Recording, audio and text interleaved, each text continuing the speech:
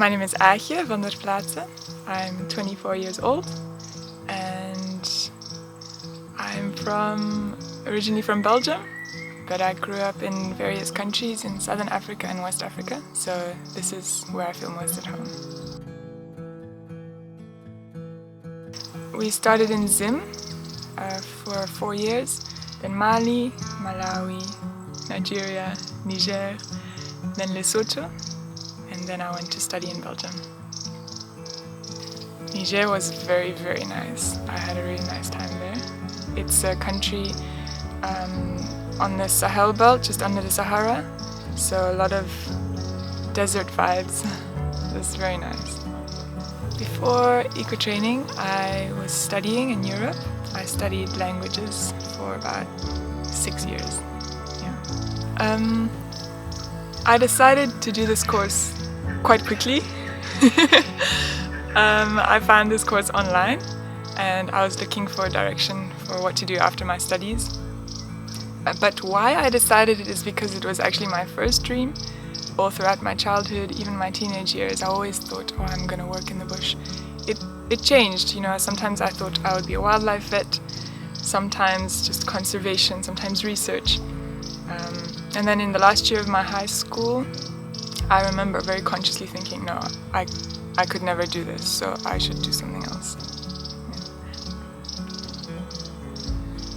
The love for nature, I don't know where it came from. I think it's always been there since I remember.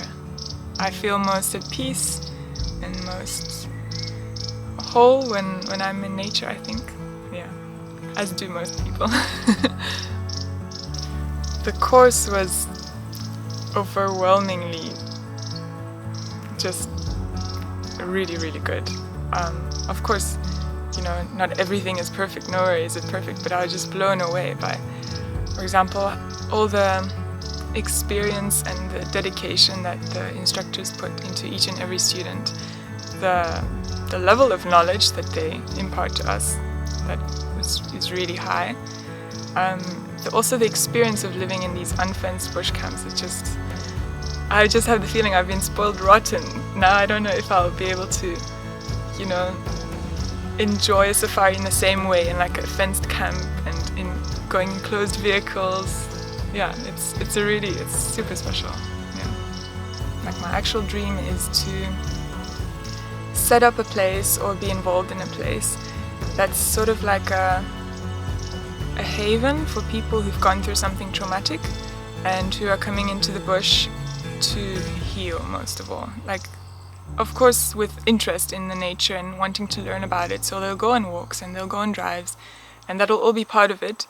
But I'm thinking also more like including music therapy, counseling maybe, and just the joy of like a community maybe in the bush. I don't know how I would do it, but that's my dream.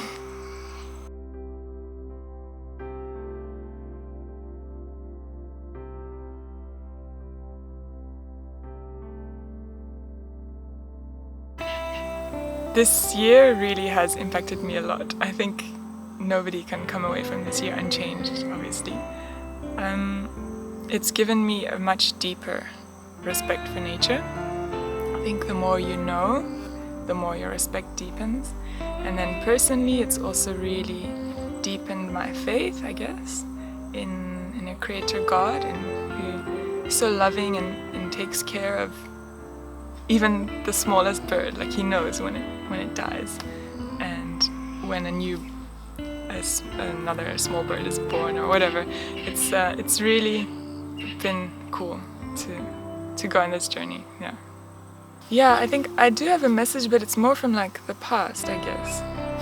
And that message would be to have hope when you are full of fear, because you can overcome fear.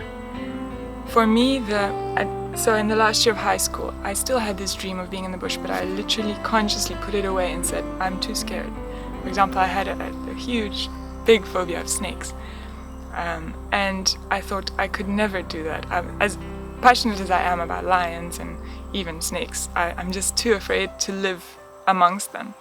And after 7 years of studying something else, I'm back here, and I had to conquer some fears in the first weeks of the course, but afterwards it all fell away, and it was like a whole new, you know, when you're in the bush and you're walking and it seems like it's too thick, or there's this big tree with thorns and it's an obstacle, and you think, ugh, I'll try and go around it, but there's no real way around it, and you're like, oh, it's not for me, I guess. Well, it's not. Like, don't listen to that. There'll be a way through, and it's the same with fear. It can really, really block you, but you can go through.